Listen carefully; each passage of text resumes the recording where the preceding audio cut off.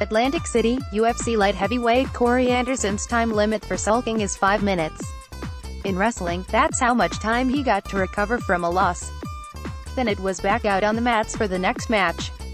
When Ovince Saint Preux's head kick sent him unconscious to the canvas this past November at UFC 217, Anderson, 9-4 MMA, 6-4 UFC, went backstage and found a replay of the stoppage on his phone.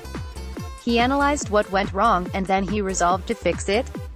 Anderson isn't different than any other fighter when it comes to the sting of losing, but he might be a little unique in how much time he takes to look forward.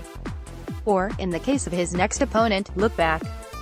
Patrick Cummins, 10-4 MMA, 6-4 UFC, his foe on Saturday at UFC Fight Night 128, called him out in 2014 and finally booked a fight this past November at UFC 217, only to rule himself out due to a staph infection. Anderson has looked to settle the score ever since. "You think just because I'm young, you're going to get it," Anderson told McJunkie in advance of Saturday's FS1 televised fight at Boardwalk Hall in Atlantic City, New Jersey. "I thought I could beat him then. The difference between now and 4 years ago, however, is that Anderson is no longer the undefeated prospect. Over the past 2 years, he's gone 1-3 in the octagon with back-to-back knockout losses marking his most recent appearances. But for Anderson, the setbacks have just been a signal to grow.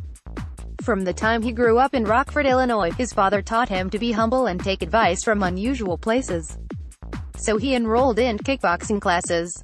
There's a lot of things I didn't learn and I'm still working on to learn," he said.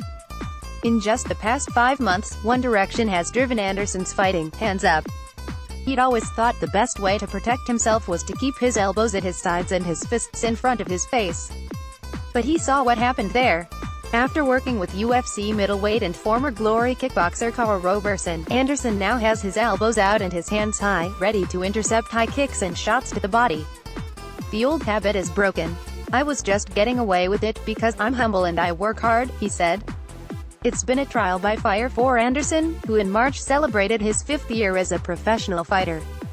But the very physical consequences of his evolution have only motivated him to keep learning. "It ain't like I went out there and lost to scrubs," he said. "I was fighting top guys. And one thing about me, I never back away from a challenge." For more on UFC Fight Night 128, check out the UFC Rumors section of the site.